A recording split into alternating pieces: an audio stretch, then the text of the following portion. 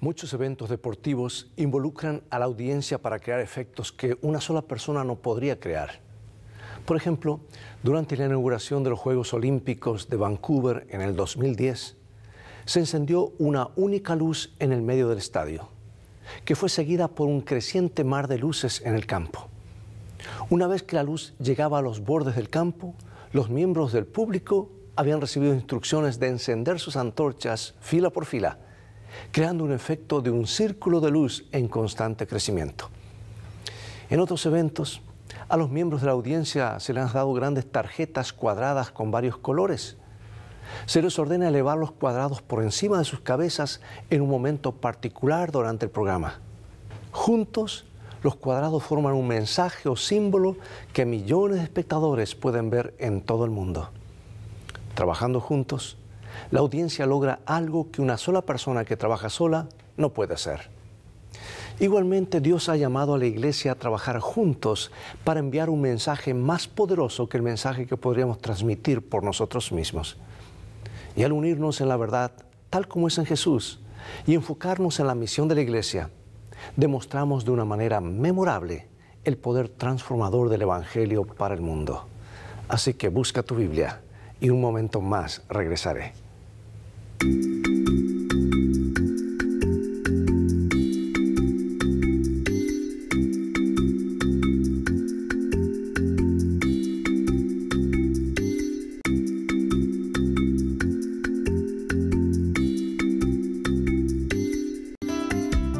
Lecciones de Vida, un estudio semanal de las lecciones de la Escuela Sabática. Este es nuestro versículo central, Hechos 4:12. Y en ningún otro hay salvación, porque no hay otro nombre bajo el cielo dado a los hombres en que podamos ser salvos. Comencemos con el pilar del plan de salvación. Aunque como adventistas del séptimo día tenemos mucho en común con otros grupos cristianos, nuestro conjunto de creencias forma un sistema único de verdades bíblicas que en el mundo cristiano que solo nosotros estamos proclamando. No todos proclaman todas las verdades. Y estas verdades ayudan a definirnos como el remanente de Dios para el tiempo del fin. ¿Qué importancia le da Pedro al lugar de Jesucristo en su comprensión del plan de salvación, que es el pilar número 1 que estamos estudiando ahora? Hebreos 4:12 nos dice así: porque la palabra de Dios es viva y eficaz, y más cortante que toda espada de dos filos, y penetra hasta partir el alma y el espíritu, y las coyunturas y los tuétanos, y discierne los pensamientos y las intenciones del corazón. Y dice más adelante, de este dan testimonios los profetas, que todos los que en él creyeran recibirán el perdón de los pecados por su nombre. O sea que el pilar está claro. El apóstol Pedro y el apóstol Pablo creían exactamente lo mismo. Todos los apóstoles creían lo mismo. El pilar básico, más indispensable, Jesucristo. En Él solamente hay salvación. Y el apóstol Pablo le dijo a los corintios que la buena noticia es que Dios estaba en Cristo reconciliando al mundo consigo mismo. O sea que la muerte de Cristo es nuestra reconciliación con el Padre, uniendo el abismo dejado por el pecado y la muerte. Y durante siglos los cristianos han estado reflexionando sobre el significado de la muerte de Jesús, la resurrección y la reconciliación que vino a alcanzar. O sea, este proceso de reconciliación ha sido denominado expiación. Y la expiación denota armonía en una relación. Y cuando ha habido alejamiento, esta armonía sería resultado de la reconciliación. La unidad de la iglesia es un regalo de esta reconciliación. Ahora veamos qué enseñan los siguientes pasajes acerca del significado de la muerte y resurrección de Jesús. Vamos a Romanos capítulo 3, versículos 24 y 25. Siendo justificados gratuitamente por su gracia, mediante la redención que es en Cristo Jesús, a quien Dios puso como propiciación por medio de la fe en su sangre, para manifestar su justicia a causa de haber pasado por alto en su paciencia los pecados pasados. Y en 1 Juan capítulo 2, versículo 2 dice: Y Él es la propiciación por nuestros pecados, y no solamente por los nuestros, sino también por los de todo el mundo. Aunque compartimos nuestra creencia respecto a la muerte y la resurrección de Cristo con muchos otros grupos cristianos, la proclamamos en el contexto del Evangelio eterno, es decir, como parte de los mensajes de los 3 ángeles de Apocalipsis 14, 6 al 12. Y como adventistas del séptimo día, ponemos énfasis en estos mensajes que ningún otro cuerpo de cristianos hace. Otro pilar de la verdad es la segunda venida de Cristo. Los apóstoles y primeros cristianos consideraron el regreso de Cristo como la bendita esperanza y esperaban que todas las profecías y promesas de la Escritura se cumpliesen en la segunda venida. Los adventistas del séptimo día aún se mantienen firmes en esta convicción. De hecho, nuestro nombre, adventistas, lo declara inequívocamente. Todos los que aman a Cristo esperan anticipadamente el día en que puedan compartir comunión cara a cara con Él. Hasta ese día, la promesa de la segunda venida de Cristo ejerce una influencia unificadora sobre todos nosotros como pueblo de Dios. Veamos qué enseñan los siguientes pasajes acerca de la manera del regreso de Cristo. Porque en esto hay confusión en el mundo cristiano, pero la palabra de Dios es muy clara. ¿Y cómo difiere esto de alguna de las nociones populares del regreso de Cristo? Mira lo que dijeron los ángeles. Los ángeles siempre dicen la verdad. Hechos 1:11. Este mismo Jesús que ha sido tomado de vosotros al cielo, así vendrá como lo habéis visto ir al cielo. Mateo 24 nos dice, porque como el relámpago que sale del oriente y se muestra hasta el occidente, así será la venida del Hijo del Hombre. Apocalipsis 1:7. He aquí que viene con las nubes, y todo ojo le verá, y los que le traspasaron. 1 Tesalonicenses 4:15 al 18. Porque el mismo Señor con voz de mando, con voz de arcángel y con trompeta de Dios, descenderá del cielo, y los muertos en Cristo resucitarán primero.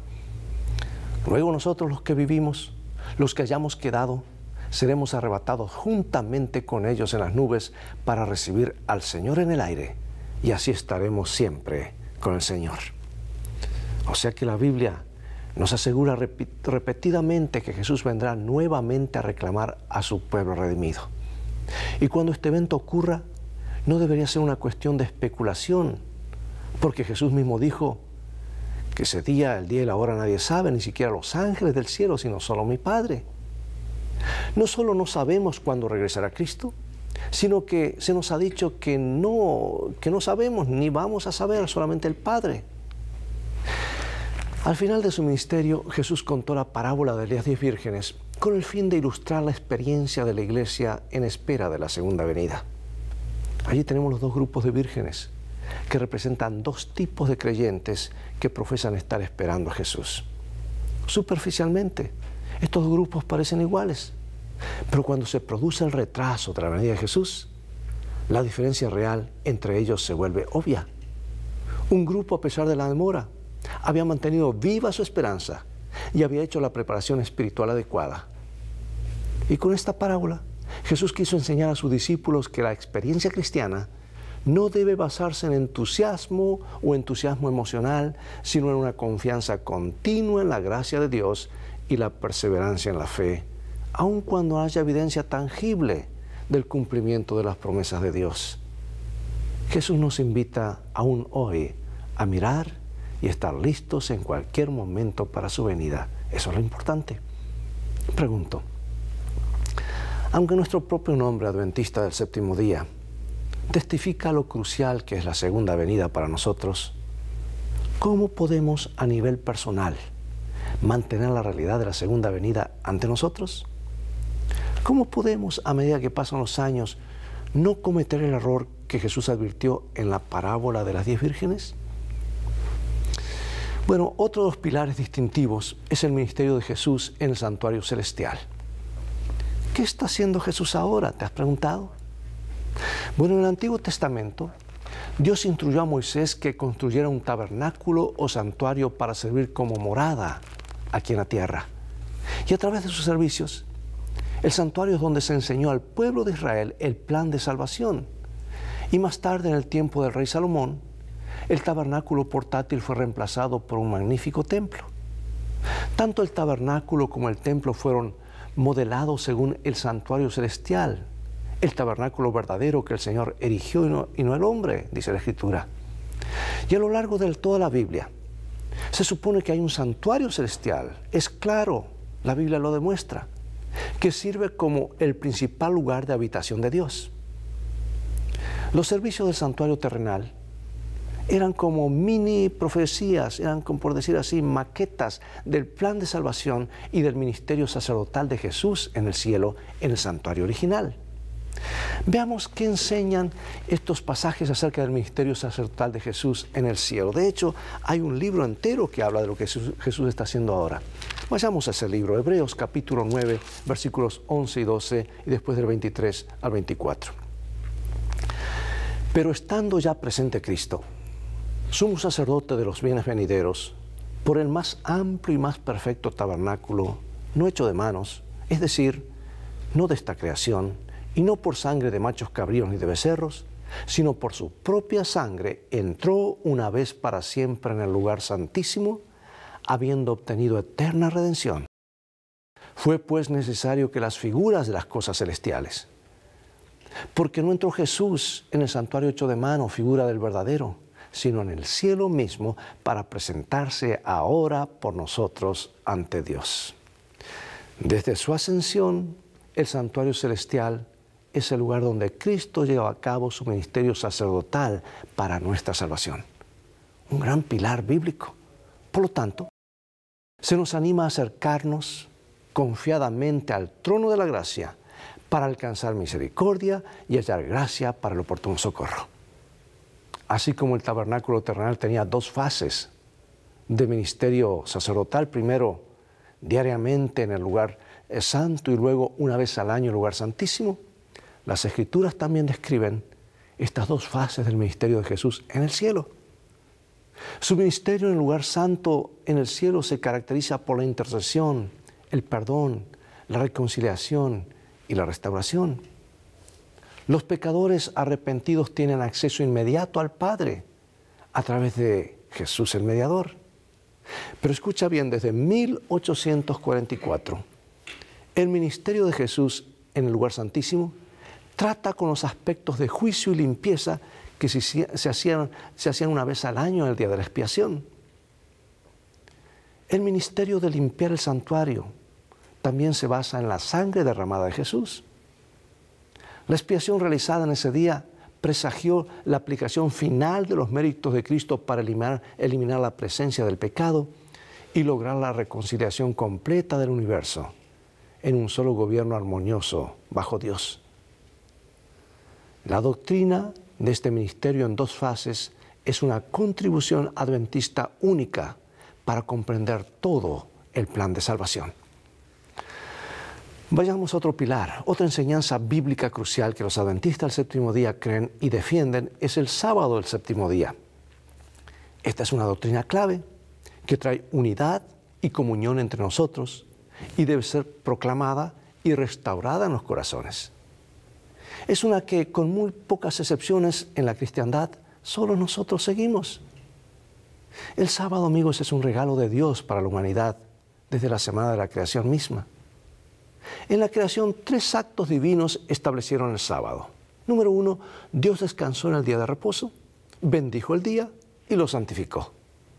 Y estas 3 acciones instituyeron el sábado como el regalo especial de Dios, permitiendo a la raza humana experimentar la realidad del cielo en la tierra y afirmar la creación de 6 días de Dios. Un conocido rabino, Abraham Joshua Heschel, ha llamado el sábado un palacio en el tiempo, un día santo cuando Dios se encuentra con su pueblo de una manera especial. El sábado fue dado para la humanidad, no para unos pocos. Vayamos a ese versículo clave, Éxodo, capítulo 20, del 8 al 11. Tú lo sabes de memoria y si lo sabes, repítelo junto conmigo.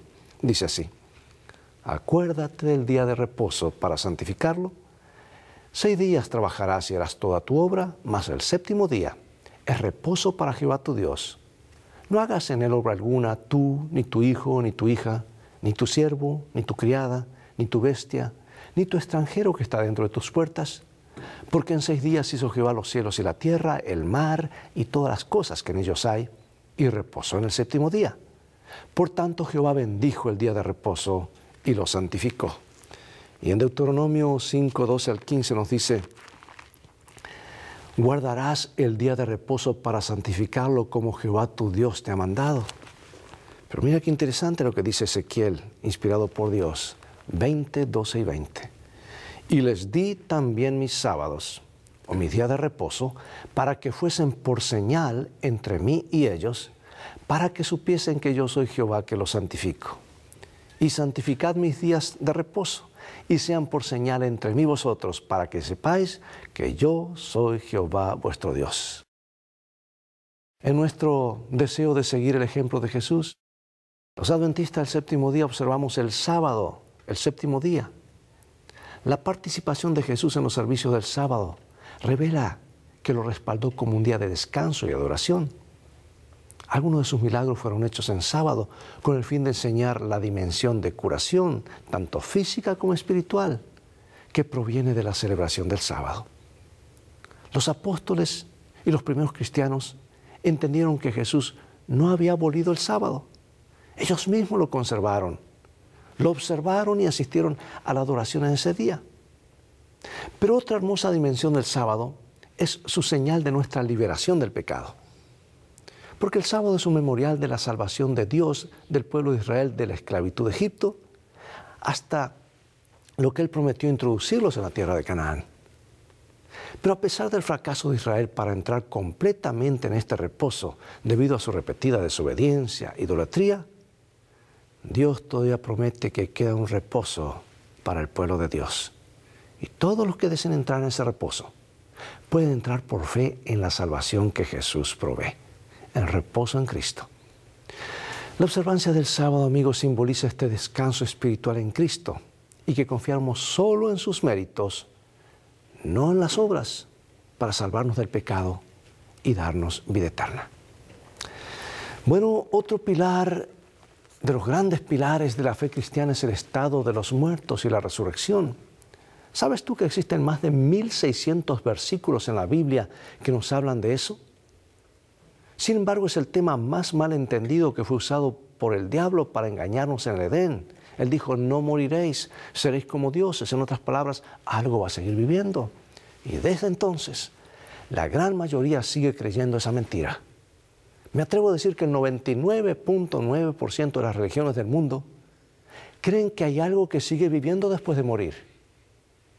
Y basan su sistema de creencias en eso. Tanto cristianos como paganos. Amigos, el mundo está preparado para el engaño final y para que los demonios personifiquen y pasen mensajes falsos, como nos pasó el diablo al transformarse en serpiente. Él se puede transformar en cualquier cosa con tal de engañar.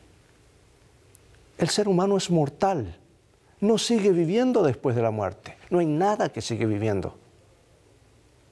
Y la evidencia es bíblica. Nosotros perdimos la inmortalidad cuando nuestros primeros padres desobedecieron a Dios y siguieron las mentiras de Satanás, personificado en una serpiente que hablaba.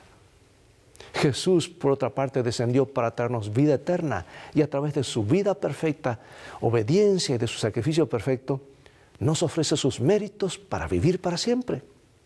Y cuando regrese por segunda vez, nos devolverá la inmortalidad, como dice la Escritura. Mientras tanto, la Biblia dice: los muertos nada saben. La Biblia nos dice que solo Dios es inmortal. La inmortalidad no se le da a los seres humanos al nacer. En contraste con Dios, los seres humanos son mortales. Las Escrituras comparan nuestra vida con neblina que se aparece por un poco de tiempo y luego se desvanece. Y al morir, nuestras vidas entran en un estado de sueño en el que no hay conciencia. El comprender cómo fuimos creados nos ayuda a entender qué ocurre al morir. Vayamos al libro de los comienzos, Génesis 2:7. Jehová Dios formó al hombre del polvo de la tierra y sopló en su nariz aliento de vida y fue el hombre un ser viviente. Bueno, este relato de la creación de la humanidad revela que la vida deriva de Dios. Él forma un cuerpo inerte de los elementos del polvo, perfecto, de carne y hueso, músculos y nervios, no un muñeco de arcilla como enseña la tradición, porque Él hizo un ser perfecto a su imagen, pero le faltaba vida. Ahora Él sopla el aliento o espíritu de vida, y esos dos elementos se juntan, el cuerpo inerte más el aliento de vida, y dan un ser viviente, persona viviente o alma viviente. Y la muerte es la creación en reverso. Ese aliento se separa del cuerpo, la persona expira, y el ser viviente, alma viviente o persona, deja de ser, no existe más, vuelve a ser como era antes que Dios haya soplado el aliento de vida. Ahora tú dirás, ¿por qué es importante tener esto claro?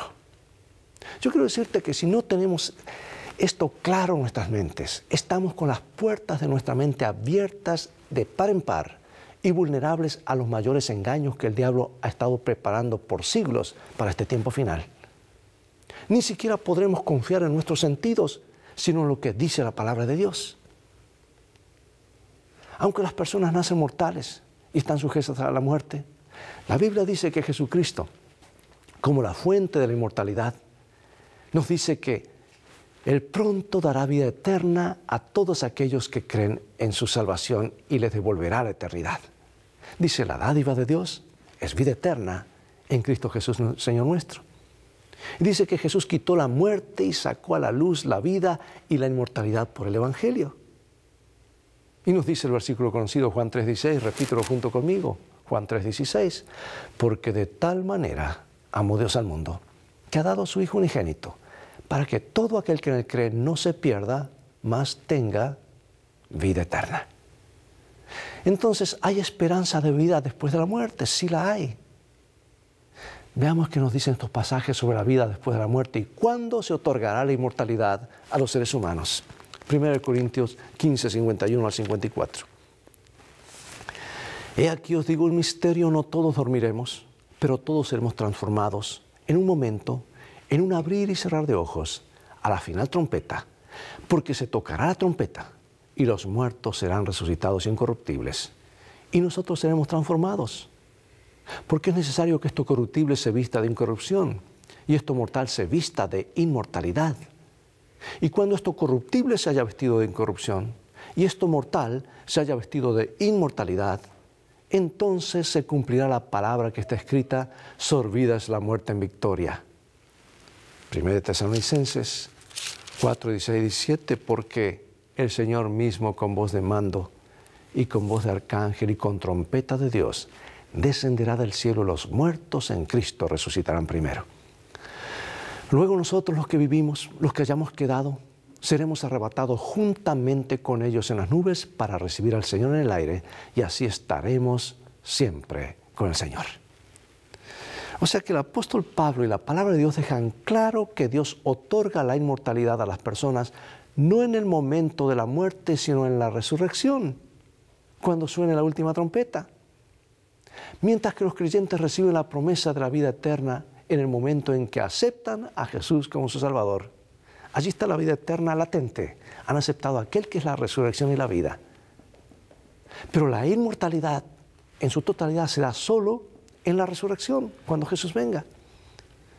El Nuevo Testamento no dice nada de la idea de que las almas vayan al cielo inmediatamente después de la muerte. ¿Sabes que esta enseñanza tiene sus raíces en el paganismo? Que se remonta a la filosofía de los antiguos griegos y no se encuentra ni en el Antiguo ni en el Nuevo Testamento. Como adventistas del séptimo día, compartimos creencias importantes con otros cristianos. La central, por supuesto, es la creencia en la salvación solo por la fe a través de la muerte expiatoria y suprema de Jesús. Nosotros, junto con otros cristianos, creemos que nuestra justicia se encuentra no en nuestras propias obras, sino en la justicia de Cristo, en sus obras perfectas, en sus méritos, que nos son acreditados por la fe. O sea que es un don inmerecido, lo que llamamos la gracia. Pero al mismo tiempo tomamos en conjunto nuestro conjunto de creencias fundamentales y las prácticas y el estilo de vida que surgen de esas creencias, y eso es lo que nos hace único en el mundo cristiano. Porque estas enseñanzas forman nuestra identidad como una iglesia distinta y y son el fundamento de nuestra unidad en Jesús. Como dice el canto, unidos en verdad. Amigos, todo el mundo dice ser cristiano, todos aman a Jesús, pero Dios finalmente tiene un pueblo que tiene dos características.